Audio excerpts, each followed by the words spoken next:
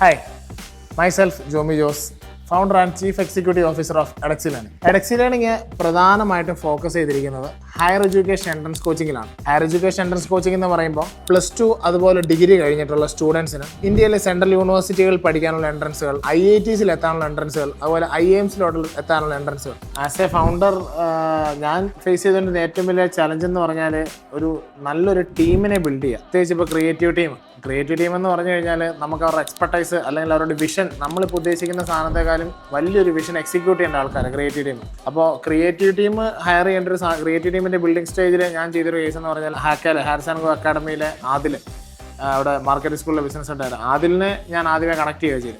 ആദിലാണ് എനിക്ക് ആ creative team ഫുള്ളായിട്ട് ബിൽഡ് ചെയ്ത് തന്നത്. അതായത് എൻ്റെ സോഷ്യൽ മീഡിയ മാനേജർ, എൻ്റെ ഡിസൈനർ, എൻ്റെ എഡിറ്റർ, എൻ്റെ കോണ്ടന്റ് റൈറ്റർ, എവറിത്തിങ്. കാരണം അത്രയും റിസോഴ്സ്ഫുൾ ആണ് ഹാക്ക അക്കാഡമി എന്ന് പറയുന്നൊരു സംഭവം.